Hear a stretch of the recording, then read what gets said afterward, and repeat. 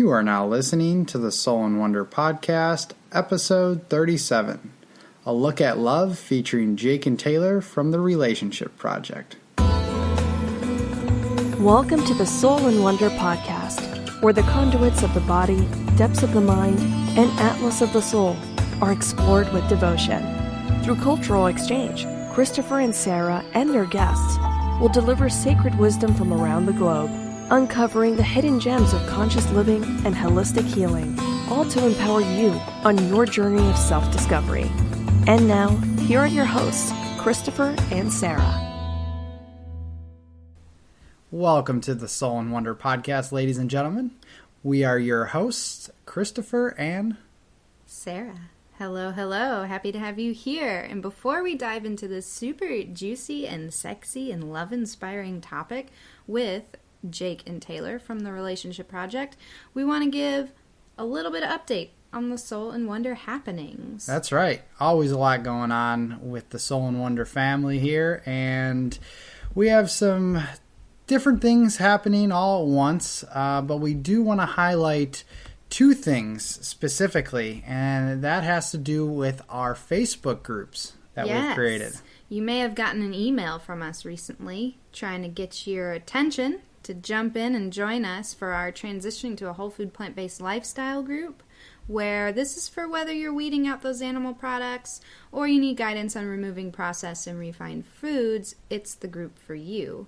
Of course, in the group, you can stay tuned for live videos, webinars, sales on our services, and so much more, absolutely free. And not to mention, you get some tips, tricks, and delicious recipes.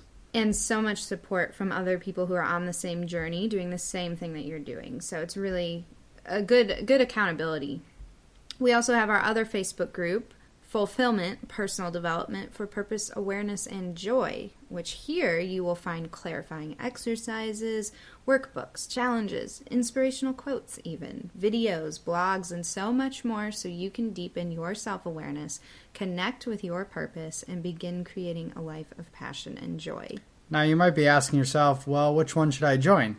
Well, we encourage you to join both of them because the power of marrying these two worlds together is incredible. It's something that will bring you, as Sara mentioned, clarity, peace, joy, fulfillment, all of the above. It works in tandem, essentially. Addressing all aspects of the self is what's going to open up that gate for ultimate happiness and fulfillment. So we'd love to have you in both of those groups. And of course, we would love for you to give us a like and a follow on Facebook at Soul and Wonder Inc., so that you can stay up to date on Soul and Wonder happenings, events, sales, and also so we can stay in touch with your lovely faces.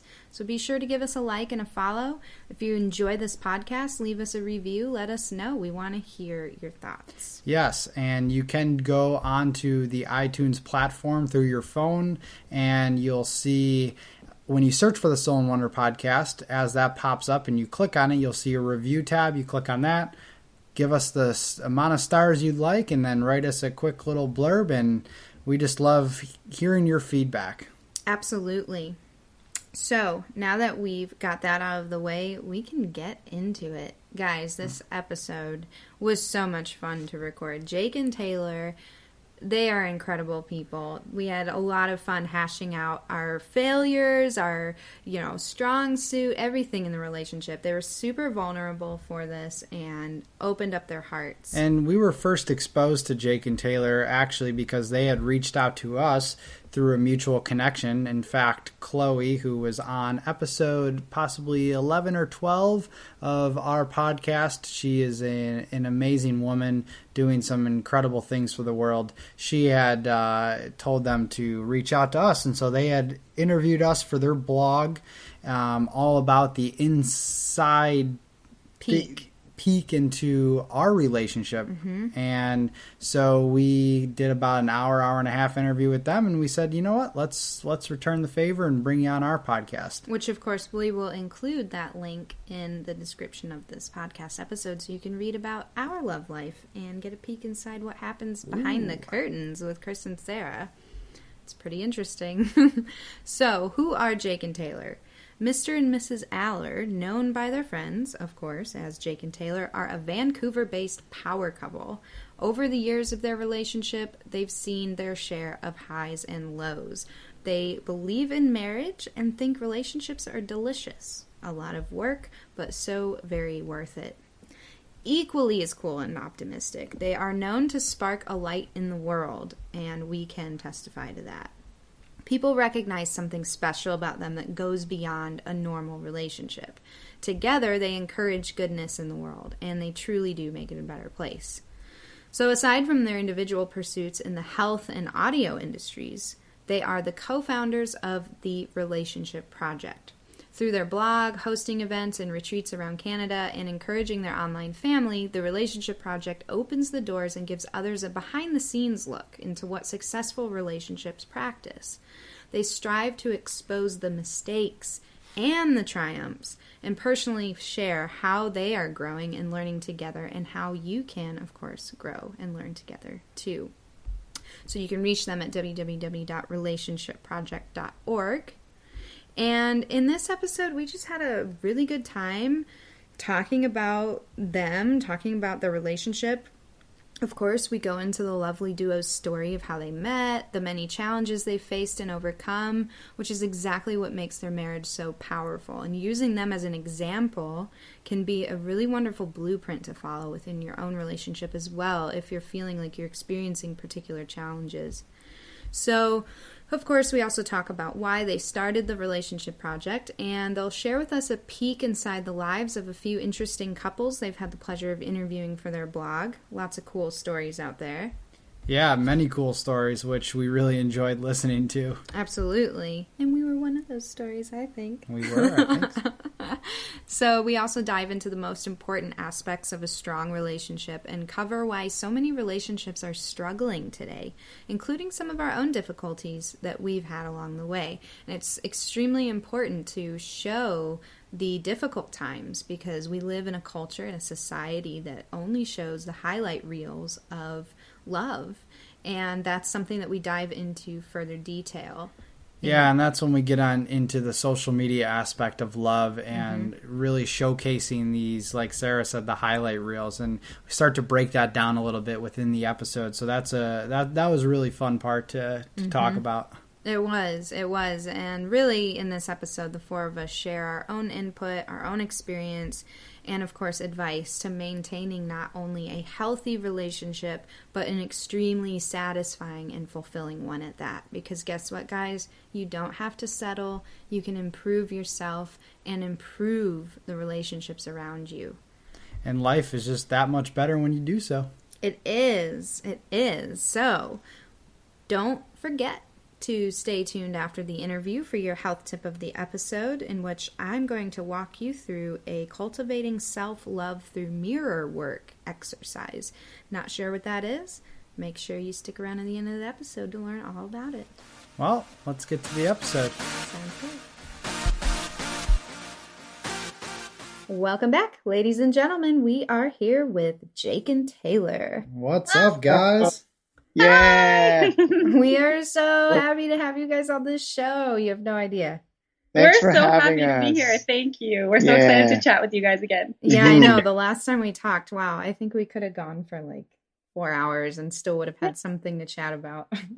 I would agree with that. It's pretty accurate. And you know what? You guys are great. Well, Jake wasn't there, but Taylor, you are a great interviewer too. Those were some deep questions that got us thinking for probably the next week. Yeah, we kept talking about that over and over again. And well, for the listeners that don't know what we're talking about, they interviewed us for their blog. So that should, I don't know, whenever that comes out, and sometime in September. The Relationship Project. Yeah. Yeah, you betcha. September 21st is when we have you guys. Look scheduled. at that. There we Yeah. go. Yeah. Got a date for it and everything. But for real, deep, insightful questions. Good job on that.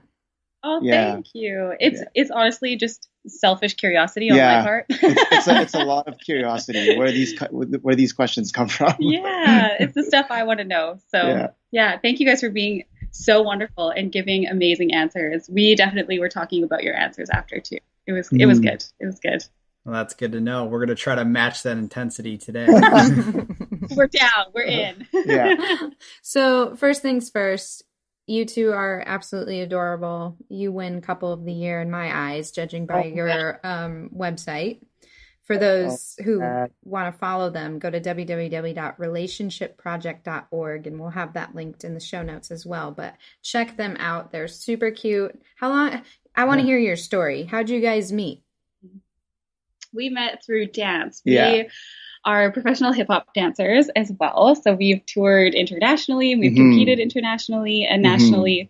And we met through a studio called 3SB in Edmonton. Shout out Mark and Luke. They run the studio, and that's where we met. And he was a teacher there, and I was a student there. And then eventually I was a teacher as well. And we developed our friendship. And then with all my commitment and trust issues, it took us probably years to be together before I would call him my boyfriend. And then, and then many years later. We didn't start dating until maybe 3 years after we met. Yeah, it took a long time. So wait. So Taylor, I'm going to call you out here for a moment. It took you 3 years to work through your baggage to open up to this wonderful relationship you now have. That's got to feel pretty good to be where you're at now. Now it feels great. At the time, it was awful. It was so uncomfortable, as growth is, being challenged with, your shadow side, like we talked about in our interview. It was so hard and difficult and humbling to realize that I'm the one with these issues. It's not him. And although I really wanted it to be him, it wasn't. And that was really hard to work through all of that and to learn how to trust him, but also to learn how to trust myself in a relationship, because that was something I really struggled with as well. I would kind of lose myself in relationships, and I would kind of, get lost. I wouldn't know who I was anymore. I wouldn't know where I was going. I would just get hurt all the time. And then I would run away because I wouldn't want to deal with anything. And he was incredibly, and I'm stressing, incredibly patient with me. Thank you for being that patient. Yeah. Thanks, babe. It was really hard. Yeah. Yeah. So let's back up even a little bit more. Let's talk about this hip hop dancing thing here. I'm a little curious. I've been known to break down a few moves here and there. Well, not really though. You can cut a rug. But so you guys were touring. Were you guys a part of the same group? Is that how you guys met? How did this work out?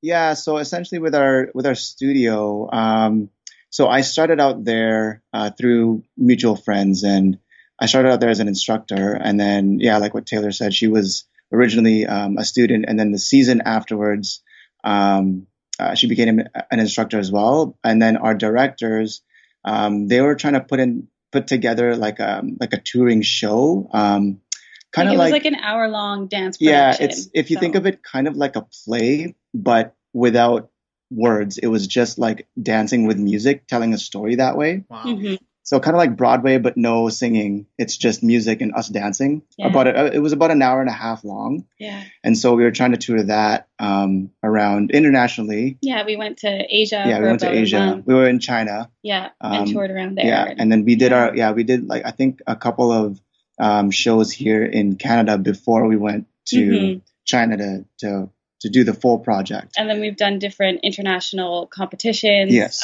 like World of Dance, Hip Hop International, Body Rock, a bunch of competitions in and around North America. You guys are legit. We don't dance as much anymore. Yeah, not We're anymore. Trying to slowly focus on other things, but it's difficult. I mean, dance is so liberating and so much fun, and we have such great friendships in the dance world, and they're our best friends, and it's like a family. It's wonderful. So, that's how we met. Well, how inspirational that the two of you really, grabbed your passion by the horns and followed, your heart, and then were able to meet each other through that. Yeah, it was a lot of fun. I mean, at the time we were both quite young. I think I was maybe 17 when we first met, and you were, I think I was 20 or 21 maybe. Yeah. So it was a lot of fun. Yeah. And at that age, you're fearless with your passions. You know what I mean? You're just kind of, I don't know, we didn't want to be grown-ups yet. Yeah. Dance was so much fun, so we just kind of ran with it. And then later, like once we moved from Alberta to BC in Canada, we pursued dance a lot more. And then it became kind of like our lifestyle for a solid, like 5-6 years, maybe. Yeah, 6 years, I would say. Yeah. And we took it much more seriously, and were able to, you know, make it a living as well, teaching. And Jake, I think, has been in movies, and yeah, we were able to do more with it that way. And then, of course, seasons change, and now we're on to different things too. But yeah, I think when you're that young, it's easy to be fearless and grab your passions. Yeah. You have so much energy. And just take off with it. Yeah. Absolutely. That's pretty awesome, guys. That's awesome. So, Jake, were you pining for Taylor from day one? Did you have to wait those full 3 years? No, actually, I think it was kind of mutual, where we really kind of grew a friendship first, because we were essentially kind of working together. But I mean, we were around each other a lot. Basically, like 20 plus hours a week. Yeah, I would say like 3 or 4 days a week. You know, and like I guess like working together, it kind of got us a little bit closer. She had her own crew, I had my own crew, and then we would kind of like we would mix music together, and then talk about, you know, like the ups and downs of our own crews, and just kind of I guess bond that way. So, and he would help at the time when we were friends first. He would help me through my guy issue, or try to help me. Of course, I was not. I was mainly there just to listen. Yeah, right? So you still are. But it definitely started as a friendship. Yeah, it definitely started as a friendship, and then it just like I guess like organically grew to us being closer and closer, and then I ended up I guess trying to I guess like pursue my interest with her. I don't know where you were at that time, but I was definitely interested, but terrified. So I was just like, no, I don't want to. No, I don't want to. We'll just stay friends, and we'll just be friends that hang out a lot, and we'll just be friends that kiss, and then we'll just be friends. And I was like, okay, you can't be my friend anymore. What else can you be? Trying all the options. Just I'm so terrified of a relationship, and at that point you were incredibly patient and just waiting for me to sort things through, and and being there when I had hard conversations and wanted to run away. You were like, all right, well, I'll still be here when you decide that running away isn't a good idea. Not going in. He was incredibly patient and waited it out. Good job. Yeah. So you guys had quite a bit of time to build that foundation and just build something so strong on top of that. Yeah, I think so. Yeah, and I think our whole relationship has taken that theme, because even after the few-year courtship, if you want to call it that, we were together for another few years, and then we got engaged, and we were engaged for another couple, 2 or 3 years, and then we got married. So we really took our time in each season, and each season comes with its own challenges. Holy smokes. It definitely is hard in each challenge. And we wanted to enjoy each season too, because often it goes by so quick, and, you know, we plan on only getting married once. So we wanted to enjoy being engaged, because we wouldn't be engaged again. And we wanted to enjoy, you know, dating, and we wanted to enjoy, you know, being newlyweds. And we really like took our time and kind of made sure that we soaked in as much as we could at the time where we were. So learned those lessons. Yeah, we learned the lessons as they came. Instead of and not rushing into things. So we're firm believers of taking your time. I mean, it works differently for everybody. Jake's parents got married, I think, 5 weeks after knowing each other. Wow. Yeah. It was They've been married 42 years. Yeah, it was. They got married. It was surprising. I was like, "What? You just met? Like, how did that happen?" So I mean, both works, but for us, for me especially, I need to take my time. Yeah, I think you do too. You like to take your time. For sure. Yeah, that's what works for us. Well, you know, you mentioned, you know, seasons changing and things like that. So I like that metaphor, by the way. And now that dancing isn't your primary focus, what are you two up to these days? Living. We're trying to well, first of all, we're moving. Yes, we just bought our first home. Yeah, we just bought our first. Nice. Congrats. Thank you. So we'll be moving in a couple weeks. So that is chaos. Yeah. Trying to settle ourselves in somewhere new. And we're focusing on the relationship project, expanding that, hosting events across Canada, which is what we've been doing. Jake just recently graduated school. So Yeah. now he's an audio engineer and an audio editor. He just signed his first contract. So yeah, there's lots of other changes that's not dance. Yeah, So more life. We're trying to kind of get used to that kind of lifestyle where we're not dancing and working and exploring different work-related passions. And then I'm building my practice as an RMT as well, and that's been thriving. And we're also trying to focus more on traveling.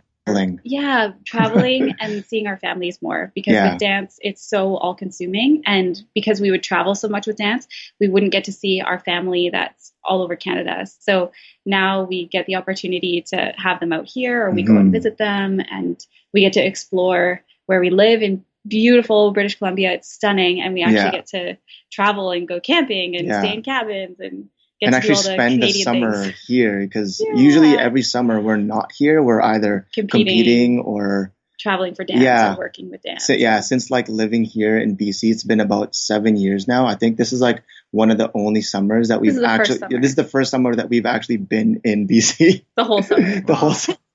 Yeah. Even still, we went to the States for a little bit, but it was more vacation. It was more vacation. It wasn't. It wasn't for like a work related purpose or stress related situation.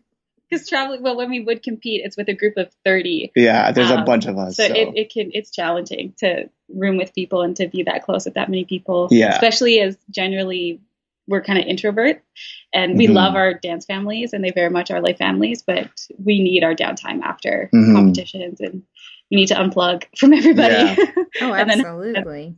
But that's what we're focusing on now, is mainly the other stuff that we've put on hold for dance. So other work-related things, other passions that we have with audio and with the blog and with our events and our family and travel. So all the living things. Yes, the normal people living things. That's really good to hear, though, and I'm happy to hear that you guys are actually pursuing your passions, because I think a lot of people are afraid and hold back from doing so. Fear of the unknown is such a big fear amongst many people, and it's really cool to see that you guys are following your passion as well. And being able to roll with the punches, as things change and you grow and things fall. And doing it as a team. So, we relate to that profoundly. Absolutely. That's why we love what you guys are doing, because we think it's, I don't know, this interview isn't about you, but I'm going to make it about you. We think it's awesome what you guys are doing, and the fact that you guys are doing it together, and that it's such a success, and that your relationship is thriving with both of you pursuing your passions, and that it's so in line with what genuine, awesome people you are, and how you've cultivated a business and a culture and your relationship around such beautiful missions. And it's just so nice to see, and it can be done. And like you said, Chris, it's really that fear of the unknown, and it is scary to take that leap and to go after something you're not sure about. Yeah. But like, why the heck not? I mean, you live once, like, why not go for it? If it doesn't work out, it's a great lesson that you learned, and there's probably some good memories in there somewhere. And then you can move forward. So that's for sure. And thank you so much for the kind words. I mean, we wouldn't have it any other way. It's something that, as many people know, and we're very transparent, that, Sara and I just love being together and creating together and just making this world a better place. So nice. You are absolutely doing that. Yeah. We're inspired by you guys for sure. Now let's talk about what you had mentioned about the relationship project. I want to know more about this. I know the listeners want to know more about this. I think it's really awesome. And if you can just kind of dive into that, go into some detail. And what is it, and what inspired you to begin it? So it's kind of an odd story how it started, because we've been together a long time, and in the dance community, long-term relationships sometimes are rare. And we would get a lot of our friends asking us relationship advice, if they'd be going through a breakup and want our opinion, or they'd be going through a hard time and wanted our feedback or wanted to ask us questions. And it started happening more and more and more and more. And then Jake and I were talking, like, we should just have a dinner with our friends and then they can ask us all the questions at once and then we can be done. Yeah. So then I was like, okay, we'll all just like gather information and resources that we've gathered along our journey, because we definitely need and still continue to need help in our relationship. And so I started gathering all these things, and then I never do anything with my half ass. I always use my full ass. And creating like a 4-pillar curriculum, and I was like, Jake, look at all these wonderful things, and he was like, we're not going to have any friends anymore. They're not going to hang out with us. And I was like, oh, you're right. And he's like, this isn't dinner material. I don't know what you were thinking. And then I was like, oh, okay, well, maybe we should just have like a 2-day event and just call it a workshop, and then they can come to that instead, and then they'll still be our friends after. And he was like, that's probably a better idea. So ran with that, and that was before the blog, that was before our Instagram and all of that. We hosted our first 2-day workshop event, and it went phenomenally, and it was mainly our friends that were there, and we had a couple acquaintances too. We had people that weren't even in relationships. We had cousins, we had singles, people come and just were really open to the learning. And then after that, they were saying, you should put this stuff on a blog, and I'd love to follow you guys on Instagram, and when's the next event? When's round 2? And it kind of just blew up from there. So after that, I thought, okay, well, teach myself how to design a website and how to make a blog. And again, using my full ass, I dove in, and she's really good at doing that with anything. I guess I just don't really have fear that way. I think, why not try it? If it doesn't work out, it doesn't work out. And it's been working out. And we've since then hosted more events in BC, and then also around Canada and different province. And the blog has just really taken off, and we've listened to our audiences and what they want to see, what they struggle with relationships, along with sharing all the resources that we have, all the experiences that we've gone through. We interview different couples, different relationship experts and therapists. We interviewed you guys. We can see behind the scenes, because it really started with our friends wanting to know how to navigate relationships, because we're never really taught how to navigate a primary partnership. And then it grew from there with wanting to see real relationships in the media, because we constantly see the highlight reels on social media of beautiful memories, of helicopter dates and crazy proposals and insane expensive gifts. And we don't get to see, he almost got everything on the grocery list, and I'm really happy about it. She let me sleep in finally. Where's that? So we wanted to create a platform where we could showcase those real, we call them real Asianships, where we could see behind the scenes, and we can see that it's not perfect, but that it's imperfectly perfect, and that it works, and that struggles are normal, and feeling irritated and annoyed is normal, and being absolutely in love and obsessed with each other is normal, and that there's more than just the typical heterosexual relationship, like that there's transgendered love, there's LGBTQ, there's the whole spectrum, there's interracial, interfaith, there's love after divorce, there's love after trauma, there's just so many different relationships that are out there that we don't get to see. So that's the other driving force behind the Relationship Project, is showcasing real relationships and creating a platform to have that in the media, because we're really passionate about that, because we think a lot of issues are from comparison and expectation. And the unknown too. Right? And the unknown, where nobody people don't knows know what that's like, right? Absolutely. So we want to kind of demystify relationships and make them real, and showcase that you can design the relationship that you want to have, and it can look however you want it to look, and that's perfectly awesome. That's so incredible. So incredible, because, fulfillment, one of the keys to fulfillment is human connection. And that's, whether it's a romantic relationship or not, just relationships in general are vital for us to feel like we're part of something greater than ourselves. And it gives us a chance to contribute something as well. And I think, like you said, there's so many false expectations of what a relationship should be or could be, that people, they find it a little difficult to align with their authentic self. And with that, they aren't going to be able to find a partner who's able to align with their authentic self. And so you just get this chaotic shitstorm of, expectations that just dominate the real world. And I think that what you guys are doing, shining a light on the rawness of these relationships, is just so profound, and people would be silly not to want to know more. I'm sitting here like nodding my head the whole time that you're talking. I'm like, it is a shitstorm, and we do need to see more of that. And, and again, like, I guess it's almost selfishly, it's what I wish is out there. Like, to me, that's what was missing. And I thought, well, if no one's going to make it, babe, do you want to make it? Well, especially too with this day and age of social media and how all of these relationships and other things are portrayed as this, magical, like amazing lives that people are living and all of this stuff. Yet that, a lot of people aren't really being too transparent and aren't showing that rawness of the relationship. So to be able to dig in there and do that and find out all those nitty gritty details that you guys are laying on the line, I think that's really cool. Thank you. Yeah.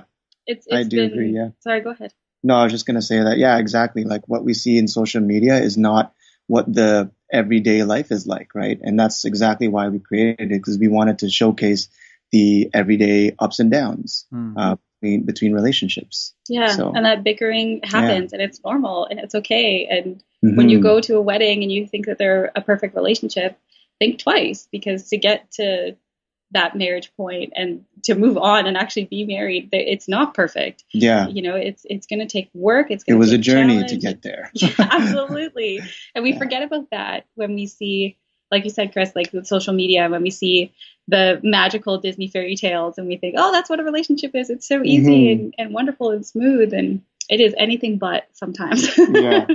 Yeah. So you'd mentioned, you interview couples on your blog. You feature specialists too to speak about topics regarding relationships. I'm curious to hear about the most interesting couple you've interviewed so far for your blog.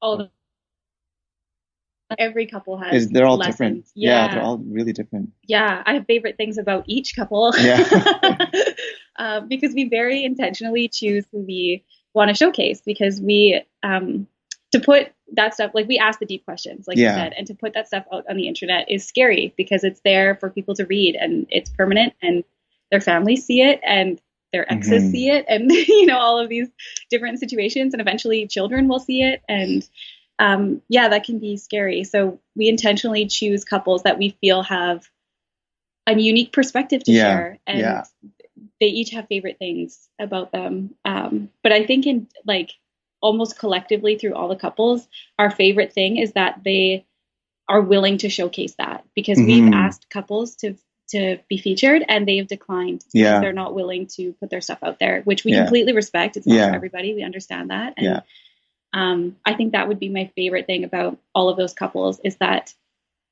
they're willing to put that stuff out there and continue the conversation and to be those brave souls that take the first step, because that's where it starts, is having a few courageous people that are willing to go, we're not perfect. Take a look. Learn from us if you can. And then people will start being like, oh, me too. Yeah. And then that's where you kind of drive the connection. Absolutely. And then they're more inclined to come out of their shell or something like that, Yeah, that would be my favorite thing, is that fearlessness. I don't know about yours. Fearlessness. Yeah, I think so. Yeah, I'm 100% with that. Yeah. Yeah, because courage is one of my values. So that's right. You're right. Yeah. Well, yeah, I mean, from that place of courage, you come from a place of vulnerability too. And there's so much growth from not only the person speaking from the place of vulnerability, but also the witness. And it's this incredible just process where light bulbs just fire off above people's heads. And sometimes you're answering a question and you didn't even know the answer until it came out of your mouth. And then you get to reflect on that later. And it's just such an incredible growth process. Yeah, absolutely. Absolutely. You're so right with the witnessing it, because like after every interview that we do with these couples and even the experts, like we sit down after and are like, okay, so we have a lot to talk about. Because it's like, oh, that answer they said, that was amazing, and we should probably do that. And that answer, that really shocked me, and I never thought about it that way. Or like, dang, like maybe we should reevaluate what we're doing in our relationship. Or sometimes it's validation of like, well, I really like what we're doing instead of that. Because that's what works for us. Or Or sometimes so you guys are kind of growing through these other couples, which is really, really cool to see. Yeah, oh, definitely. Totally. And like it's a give and take. Yeah. It's a lot of give and take.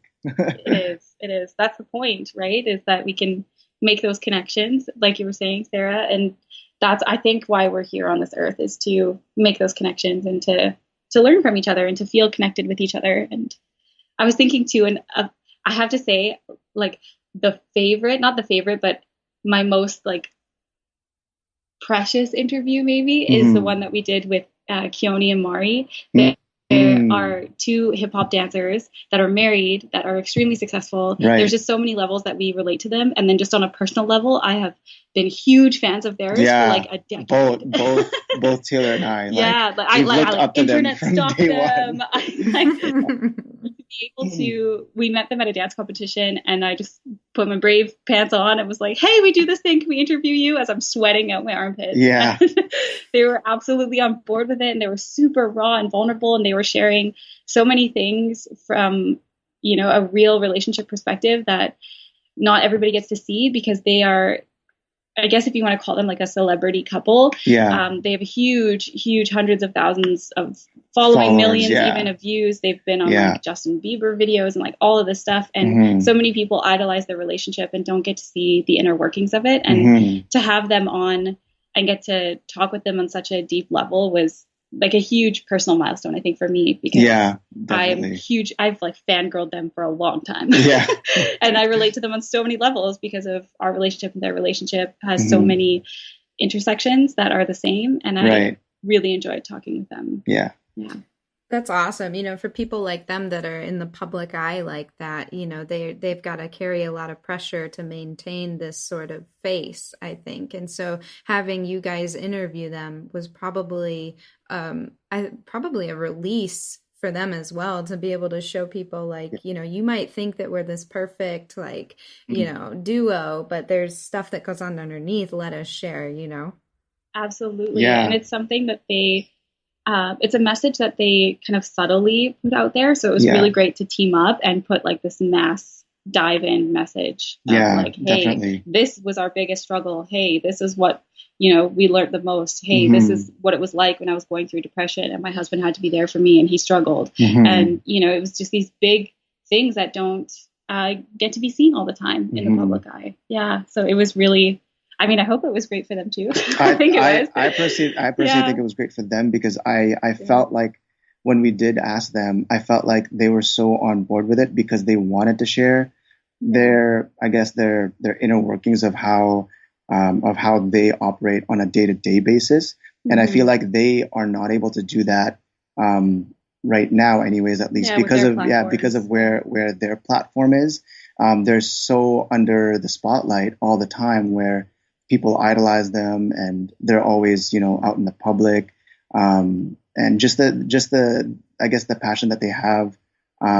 It's a different platform, right? So it's not like they can use that specifically to release kind of, you know, what their message is. And so I think teaming up with them, they were, in my mind, I thought that they thought it was a great idea to team up that way, so that they can at least, you know, at least show how they operate and, you know, what their message is, at the same time still be able to do what they love to do and still be under the spotlight. But for them to kind of tell the world, like, this is who we are, right, at the same time.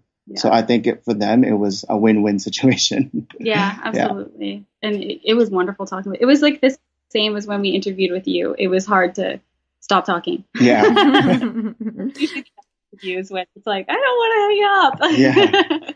I wonder what it would be like putting the six of us together in a room to talk about relationships. Maybe we'll have to make that happen.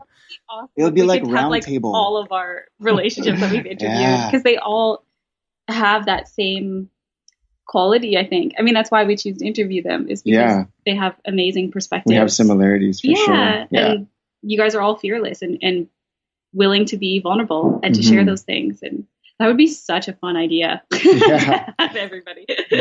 Yeah, that would be cool. So after all of your conversations that you've been having with these people, and then also assessing your own relationship, what do you think are the most important aspects a relationship must have in order to be strong? That's a good question. Told you we're bringing the intensity. Bringing the heat, baby. Yeah. I think at least one of the important aspects in strong relationships, or I guess, would be the willingness between each other. I was thinking that too. Yeah, the willingness to be open, the willingness to go through the mud, for yourself as well, and with a partner. I think that is a strong asset to have for the relationship to blossom where it can and reach the full potential. Yeah, I think the situations that break my heart the most is when one or both partners chooses to not be willing any longer. And then that is just a recipe for that relationship to end. So I think as long as that willingness is there to keep trying, to keep making mistakes, to keep growing, to keep laughing, to keep learning about yourself, to keep challenging each other, like that willingness has to be really endless, I think. Right. Yeah. And then a second thing with that, because willingness can be exhausting, I would say personally, is self-care. Oh, yes. Because just from my personal experience, I've completely lost myself in relationships and forgotten who I am as a woman and as a person and what my ideas are, what my passions are, which is strange to probably hear because I sound so like passionate and independent. Yeah. But that was a pattern for me in relationships. And I think it's really important to take care of yourself because you can only bring what you have to the table. And Jake and I always say in our events that relationships aren't 50-50, it's 100-100. So both partners have to be responsible for their 100 to bring to the table. Right. And you can't always bring 100. Sometimes you're at 70, sometimes you're at 30. Shoot to bring 100 to the table. And you can only do that when you're taking care of your needs. So, like, are you sleeping well? Are you eating well? Are you following your dreams? Are your needs being met? Are you able to express yourself? Do you feel taken care of? Do you feel safe? All of these things that you need as a person, whether you're a man or a woman, you have needs that need to be met. And I think that that's really important too in relationships that often gets overlooked. We just automatically go to like, work on trust or have communication. And those are givens, but those can't really be there without willingness and self-care. Yeah. And I think the willingness kind of ties in with self-care, meaning like you need to be willing to look within yourself to find anything that's in there that, that you think that could be worked on or that you think that could be improved upon. Because I feel like everybody has something to, improve upon, and at least be willing to look at yourself and be like, you know what, this is not the person that I want to be. I want to be this type of person, and, be willing to be courageous in working towards that. Right. Because I find that, at least for myself, I never even looked at myself as I guess I never internalized, and thought to myself, oh, I want to be this kind of person. Right. And then it kind of stunted my growth for myself. So I kind of stayed stagnant and didn't really know where I was. And it's weird because like sometimes when you're stagnant, you're also lost at the same time, and you don't really know who you are, and you can't really love somebody else if you don't really know who you are, and you don't know how to love yourself. And so that I think that willingness also ties in with self-care, is that you need to be willing to internalize, look at yourself and being like, you know what, I don't feel healthy. This isn't what I want to be, or this is not where I want to be, and who I want to be. And I guess just kind of laying down your core values and working towards those. Yeah. Right. Absolutely. I think you guys just nailed it. I mean, that was perfect answers. And, it really resonates with the both of us, considering we're in the business of helping people unleash their best, most authentic self, and starting with the individual is where everything starts on all aspects, body, mind, and soul. And then once you nail that, then you can move into these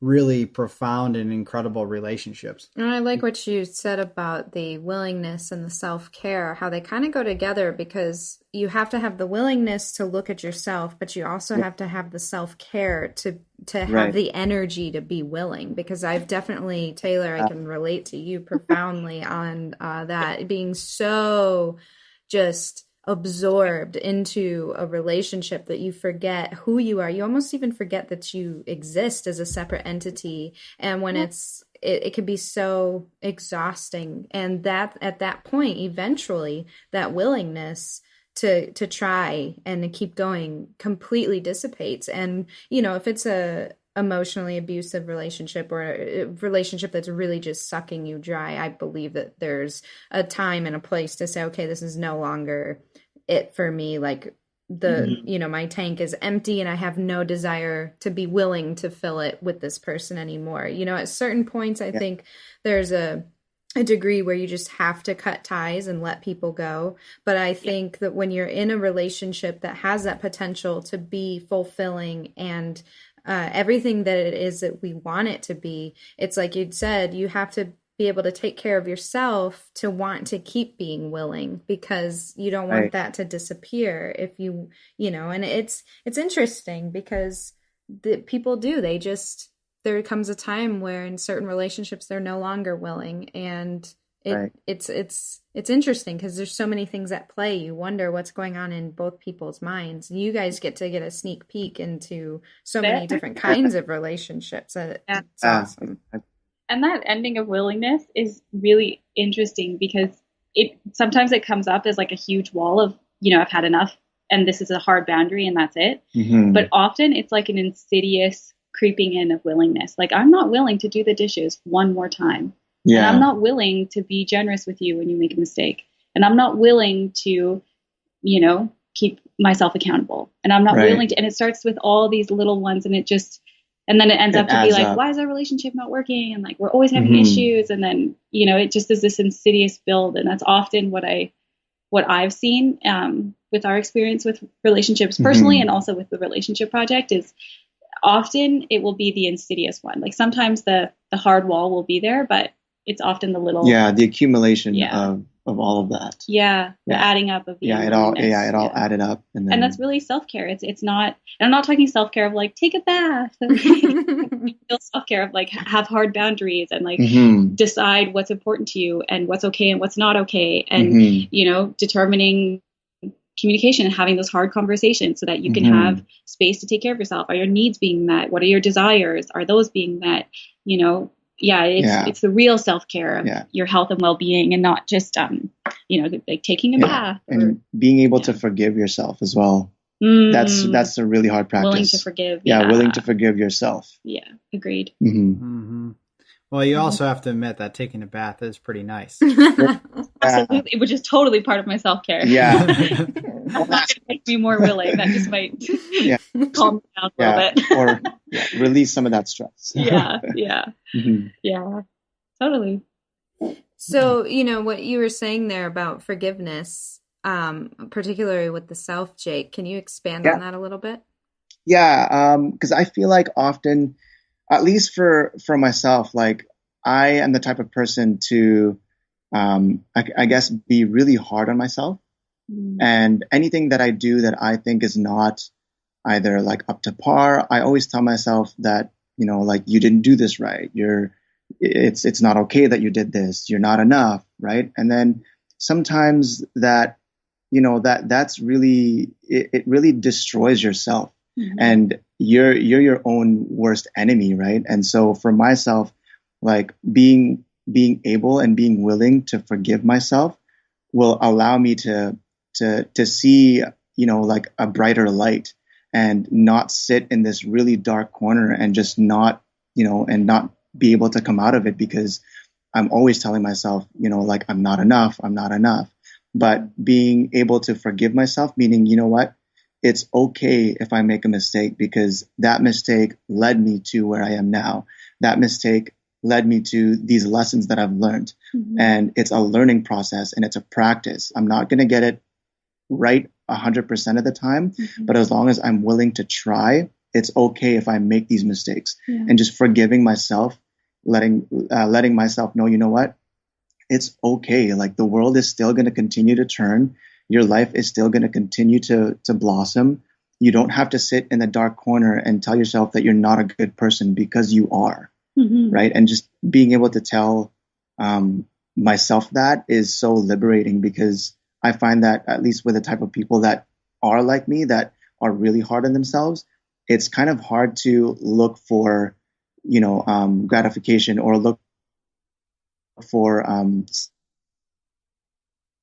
temporary, because only yourself, you yourself can only take you out of that dark hole. Mm-hmm. Yeah.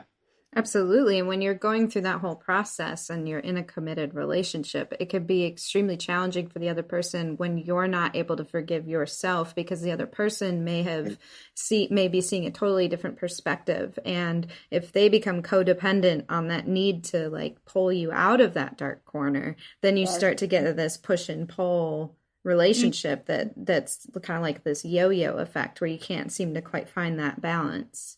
Yeah, absolutely. Mm-hmm. Yeah, you described like our first year of living together. Yeah. A yo-yo. Oh my gosh, it was hard. Yeah. Yeah. Because especially when you care for somebody and you want them to be better, you want to fix everything for them. But I mean, we're not parents, but I imagine that might be how some parents feel occasionally, of like wanting to fix everything for their kid. Mm-hmm. But that's not what a primary partnership is. I'm not a parent and he's not a parent. No, so exactly. when each of us is going through those moments, we have to forgive ourselves first. And our partner is going to go through their own journey of forgiving us or whatever that looks like. But we have to do our part. Like they can't be responsible for liberating us. Right. And I love how you said that, Jay, of, that telling yourself that is really liberating, because sometimes we feel like we don't deserve it. Right. It comes down to like a self-worth thing. Yeah.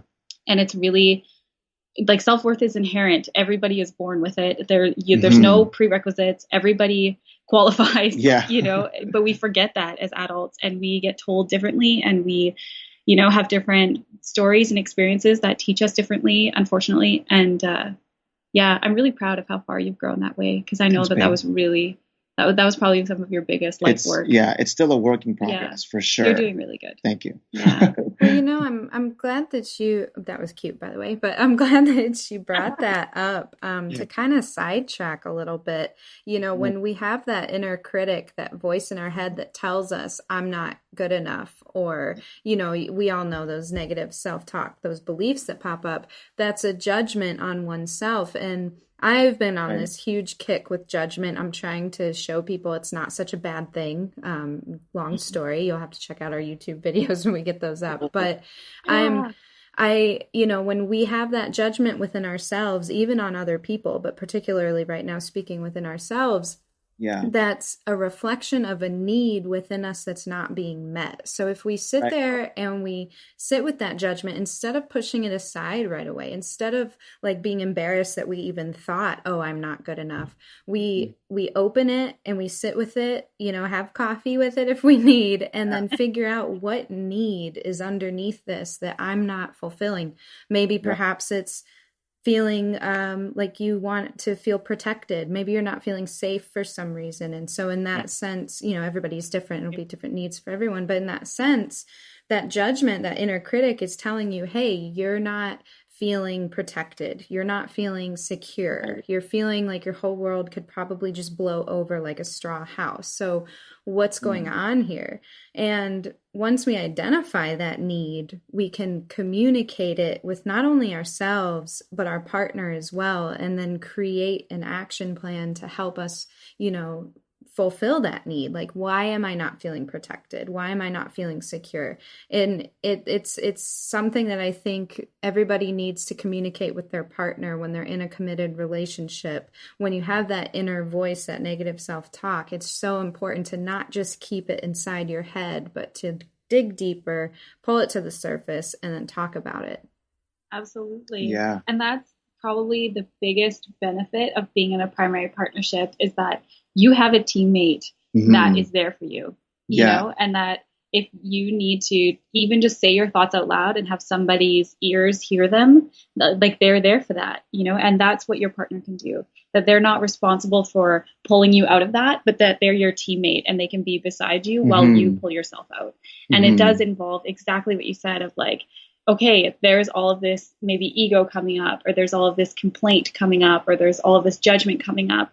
Don't just shove it aside or tell yourself something different. Like, pull it out. Let's put it on the table. Let's pick it apart. Let's look at all the components. Let's see what stories are common. Let's see what needs aren't being met. Let's see, how we can delegate different things if we can, and, what things are not efficient or effective and that don't need to be there, and which things do need to be there. And those conversations can be so beneficial for relationships. And that's something I think that I'm so glad you said that, because I think we need to have those conversations more as couples, and totally aligns with our mission and with the relationship project of, you can have these conversations. I remember at one of our events, we share a concept of asking for what you want, and which sounds, everyone's like, sure, okay, so simple. And then we break it down into, we do it specifically around apology exercises. So we have a whole apology guidebook that we go through of how each person gives and receives apologies, and how that can look different, and what you actually need.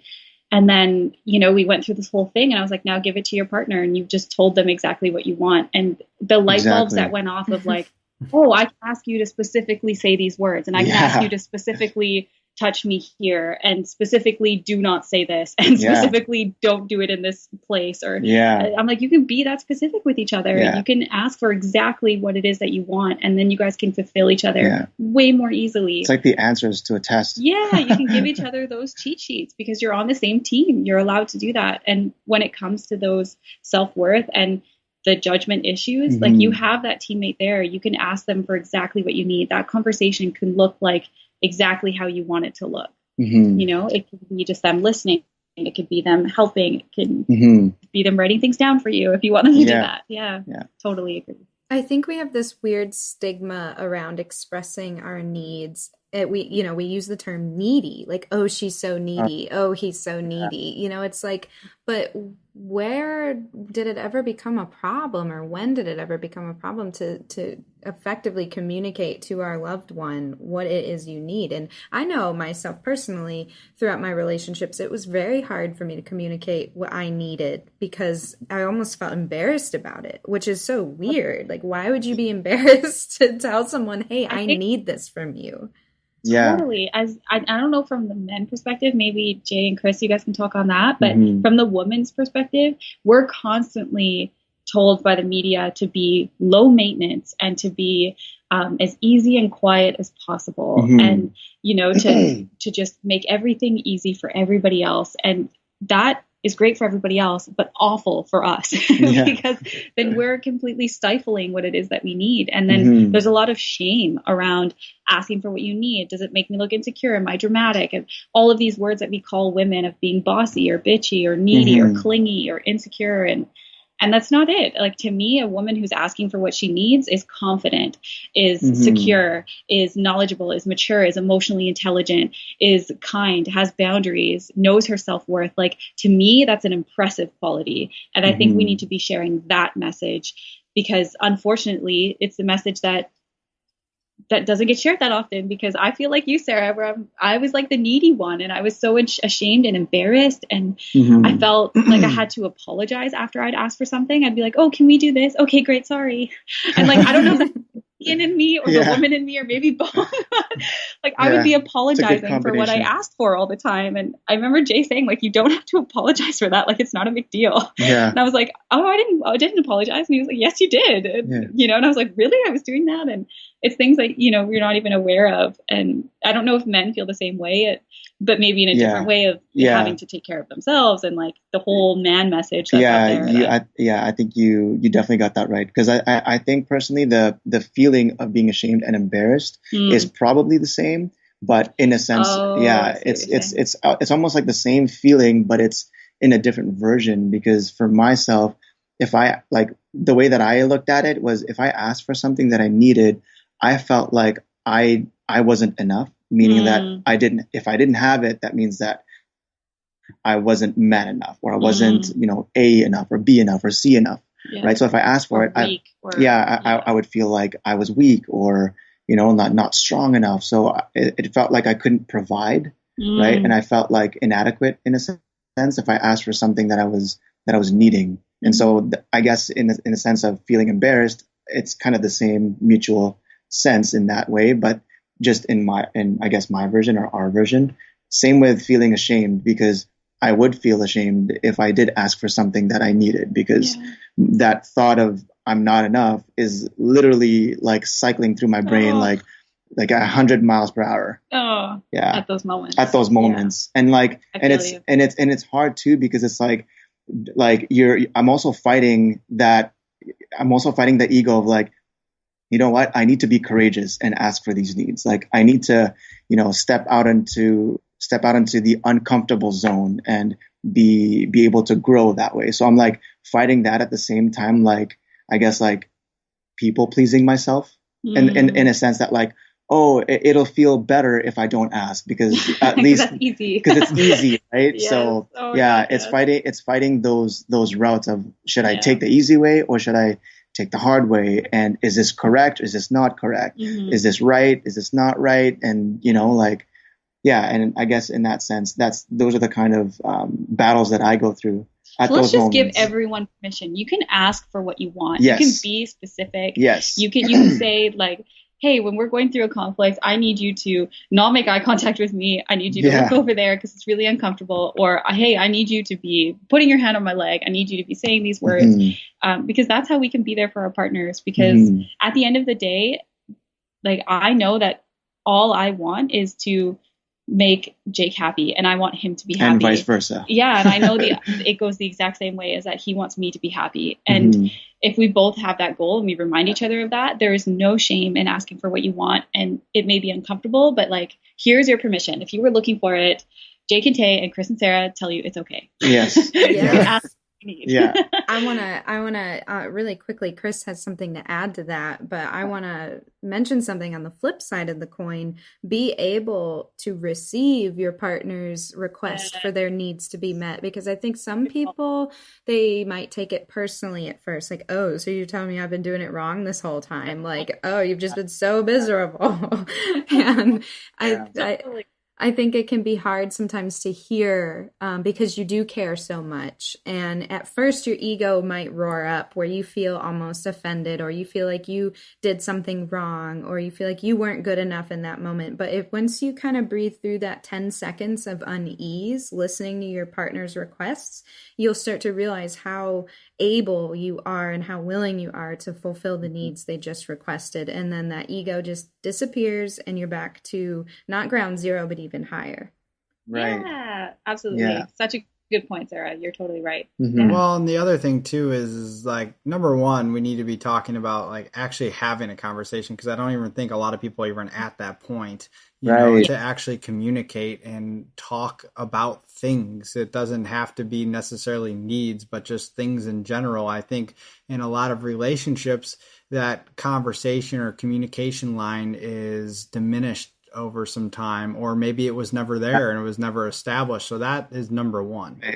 You're right. Agreed. Number two is that, like you were saying, Taylor, about this media image, and it's the same thing that goes for guys. And this is something that I really enjoy talking about, in the sense that, you know, men are taught to act a certain way just as women are. So we're taught not to be emotionally available. We're not taught to show our feelings. We're taught to be men and to be manly and to be tough and strong and all this other shit they throw at you.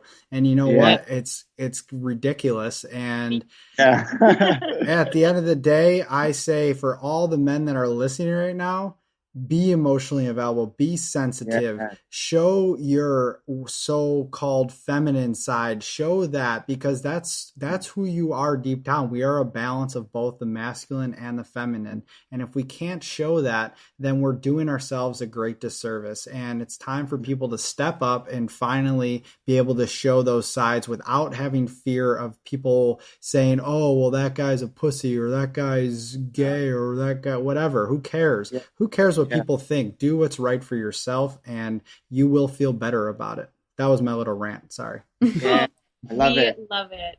We actually shared Jake shared a post about that, because obviously as a man, he's gone through this, I think, a similar journey. And he shared that it's an article called Stonewall Men, because we're so not we, I'm not a man, but Yeah.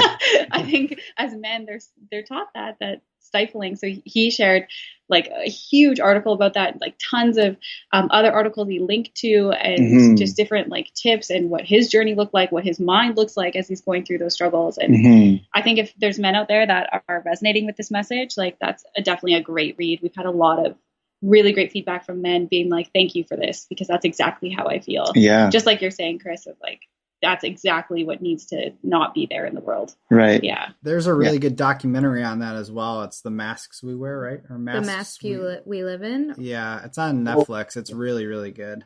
Oh, We're totally going to watch it. It's all about this masculinity in America and all over the world, really, but particularly in America. And everything we were just talking about, it's portrayed in this documentary very well, and it's written very well. So I highly recommend you guys take a look at it, and all the listeners as well. I will definitely. We will for sure. Yeah. Because it's so unfortunate to stifle men that way. And Jake talked about it in his thing, in his article that he wrote, but that when you do want to start to become willing to show your emotions and to do all this stuff, a huge struggle he had was that he was a beginner at it all. Yeah. Because as women, we're taught it's okay to cry, and you can talk about your feelings and you can be sad. And he had to learn all that at like 25 because he'd never been allowed to do that before. Yeah. Yeah, exactly. Like whenever you wrote the article.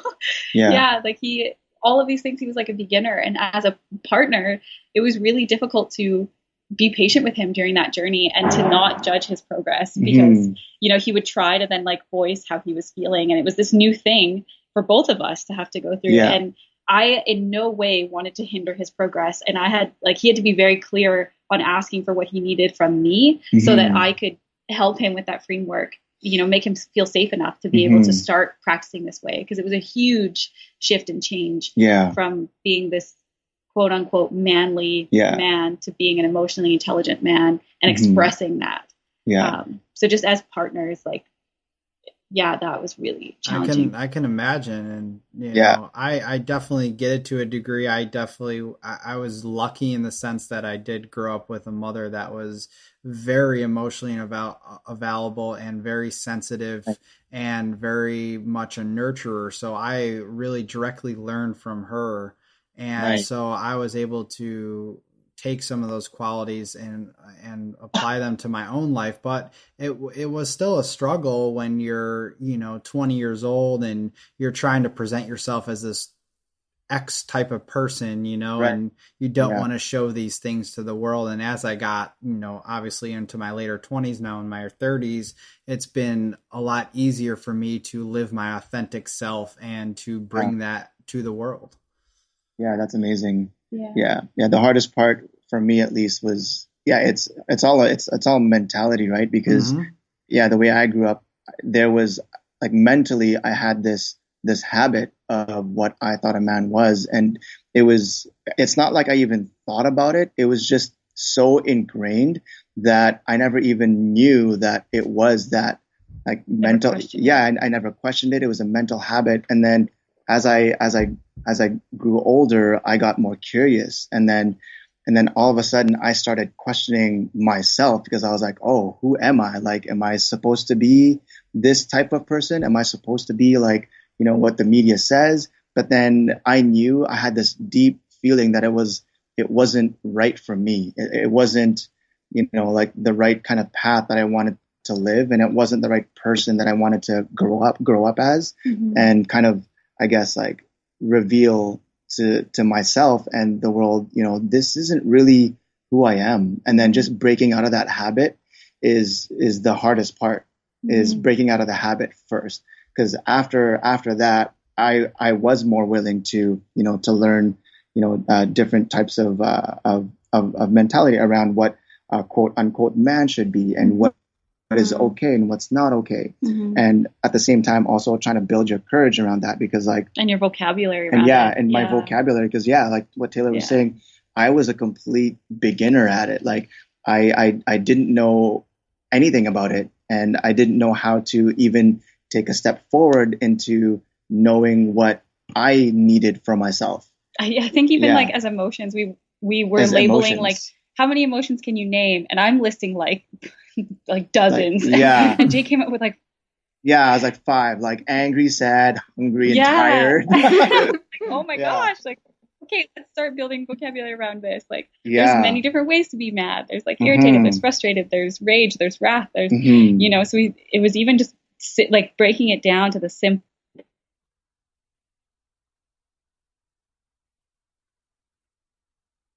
Like a daily practice leads me into the confidence that that I do gain from knowing that, you know what, I don't have to do what other people say. I can do me. I can grow me however I want to grow me. And I can portray me as a man however I want to portray me as a man, right? Regardless of, you know, what media says or what media tells me not to do.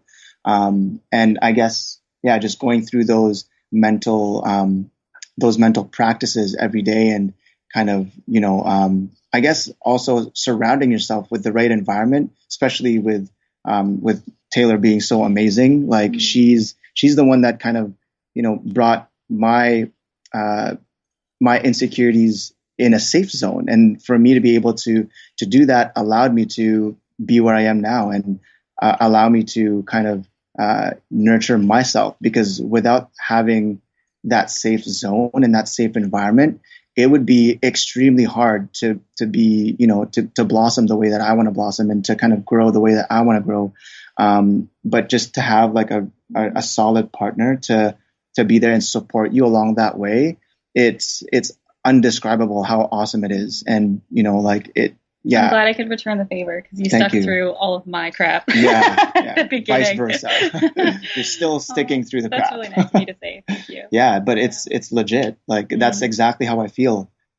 Because yeah, I personally don't think I would be healthy if I was either by myself or, you know, in a different relationship. Obviously, you know, it's every scenario is going to be different and where our lives take us. But I think, yeah, I would be in an unhealthy state, like mentally, if I wasn't with you. So, well, you know, you're doing the work.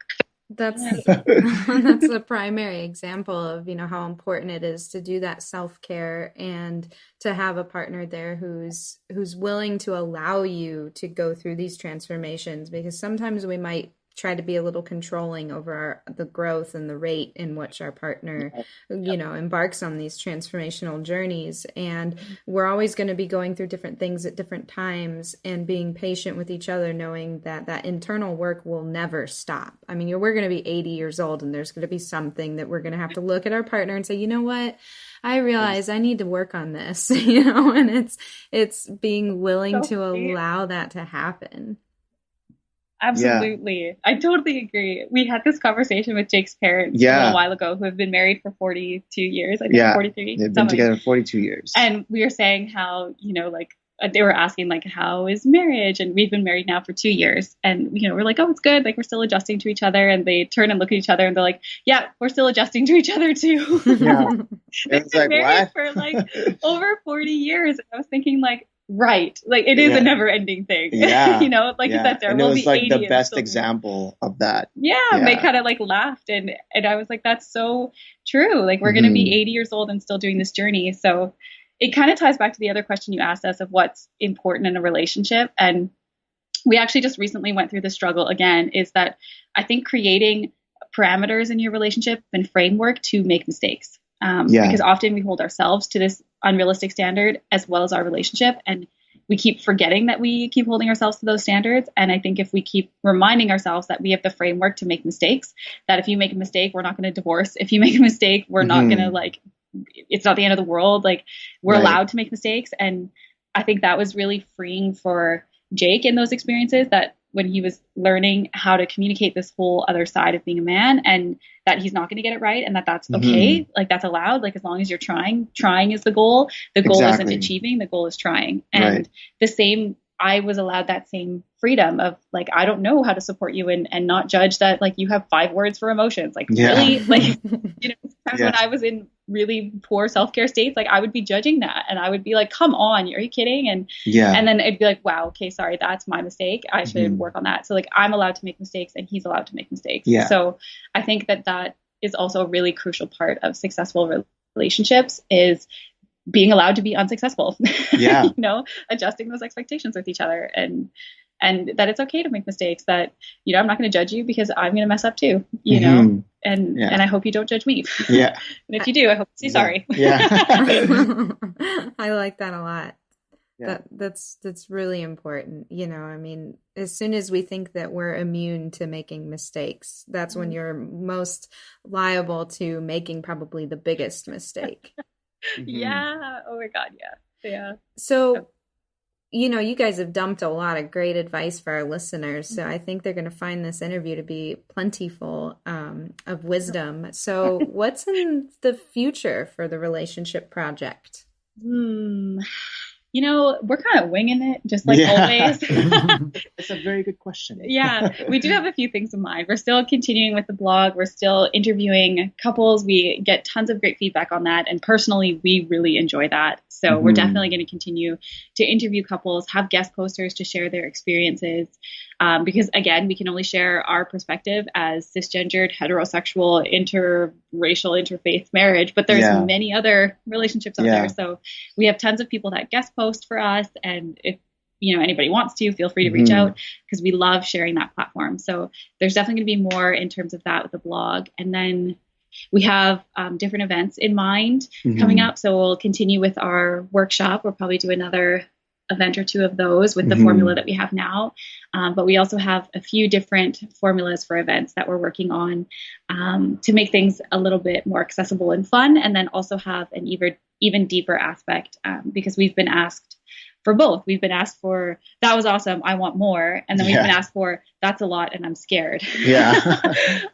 So we're trying to create, a balance. Yeah, a balance to see what else we can have out there for events. So those are in the works as usual, and just focusing on the rest of our life too, and documenting that through Relationship Project, because a lot of Relationship Project is being vulnerable ourselves and sharing our ups and downs. We're willing to take that first step. So we're focusing on sharing those kinds of things too. So yeah, I think that's it. Did I miss anything? No. And for the listeners, if they want to know where they can find you guys, do you want to give that out if they didn't catch the beginning?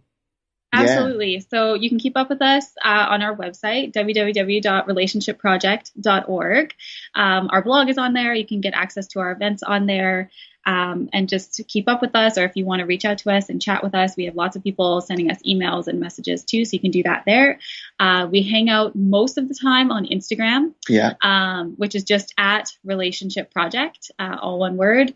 We're there most often. So if you want to reach out to us and hang out with us and check in on our stories, or that's where we share personally about our relationship. That's where we share freebies and all kinds of resources and really great stuff there. And if you really want to stay in touch with us, we have our online fam, which you can join on our website as well. And then you can keep up with us with email updates, and we email all kinds of challenges and extra freebies and resources and updates. They get first news for events and different kinds of things that we're up to in the community. So yeah, that would be pretty much it, I think. Oh, we're on Facebook too. Yes. Just Relationship Project. Yeah. Cool. You guys are awesome. I'm so excited we got to have you on the show. Thanks for having us. I feel like, again, we could talk forever. I love chatting with you guys. Thank you for having us. You guys have a wonderful day. Yeah, Thank you too. You too. What a fun episode that was. I can't wait to meet them in person. Yes. Throwing around some ideas. Working together in the future. So keep an eye out for that. A collaboration project between the Relationship Project and Soul and Wonder. Yes. So you've made it with us a whole hour and 17 minutes into the podcast. Congratulations. Now it's time for your health tip of the episode. I'll keep this as brief as possible so you can carry on with your life. Now, this is a shout out to a previous podcast, episode 34, with psychologist Anna Yusum. That's where we interviewed her about her book, Fulfilled, How the Science of Spirituality Can Help You Live a Happier, More Meaningful Life. And in this book, there's a wonderful practice for cultivating self-love. Now, why am I talking about self-love when we were just talking about relationships? Well, learning to love oneself means learning to care for oneself as much as one cares for others. in one's life. Yes. Wrap your head around that one. So, to put it more in layman's terms, we can only love others as much as we love ourselves. Exactly. You stole the words from me. So doing that personal development, really digging deep within yourself to really, really feel what it's like to love yourself. Because you could say you love yourself all you want. I've done it for years. But until you really feel it and you really get it. Mm-hmm. And that takes individuating from beliefs, ideas, and self-perceptions held by so many people in your life, influential people, maybe your parents, your siblings, your best friends. It's by separating yourself from that and realizing who you are underneath all of that. So, of course, by cultivating our capacity for self-love, self-care, and self-compassion, we also enhance our ability to love others more fully and completely, which is why it's so important. You want a good relationship? You better love yourself. So Dr. Anna Yusum includes an awesome exercise for cultivating self-love through what's called mirror work, and I'm about to walk you through that exercise so that you can do this throughout your day. So for this exercise, you'll need a mirror and a quiet place where you can feel safe and not be disturbed. And now Dr. Anna got this exercise from Louise Hay's book, Mirror Work. So that's another one to add to your list if you want to further your personal development. But it only takes 1 minute of time. And you can do this at least 3 times for a day for 1 week to achieve the full benefit. But if you can just keep going, self-affirmations are a wonderful habit to stick with. So what you'll do, you'll look into this mirror, and you're not just looking at yourself. You're looking straight into your eyes. You're looking straight into your soul. And you'll know when you're looking into your soul, because I get stuck in front of the mirror plenty of times looking into my soul. It's almost like your body starts to disappear. You start to see yourself for who you truly are underneath the constructs of this creation. And that sounds like some big, heavy stuff, but you'll know. You'll look into those eyes and you'll know. Once you feel that soul connection, say the following affirmation. I love you. I approve of you. I know you are doing the best you can. You are perfect just as you are. I love you. And now it might feel a little uncomfortable at first. You know, it feels a little cheesy. Do you even really believe what it is you're saying? And that's the cool thing about affirmations, like the one above that I'd mentioned. It's a powerful way to change our deeply held unconscious core beliefs. So, like I'd said, doing this exercise might feel uncomfortable at first. Maybe you'll find that negative thoughts might start to surface. You're doubting the words that you're saying. It might feel false or cheesy, but these are all good signs because it means that you're going outside of your comfort zone, and this is precisely where change begins. So, of course, Dr. Anna Yusum and myself included recommend taking the time to journal and note whatever comes up for you while you're doing this or after you do this exercise in the mirror, because it helps you to keep track of your progress is what I'm trying to say. So I'd love to hear about your experience doing that cultivating self-love through mirror work. Send us a message or leave us a comment. I'd like to hear what happens. Yeah, and this is a good time to also mention, if you weren't listening to the beginning of the episode, to join our Facebook groups. For this example, particularly, where we'd be talking about the Fulfillment Facebook group that we have. And that group is a wonderful way to at least get your personal development journey started and give you some different insights and looks into what that does look like for you yourself. Mm-hmm. And then mirroring practices around that to help benefit you in every way possible. We're all just trying to figure this out. We might as well do it together. That's right. So, without further ado, I think we can wrap this one up and stay tuned for our next episode. Yeah, we got some good ones. Bye-bye.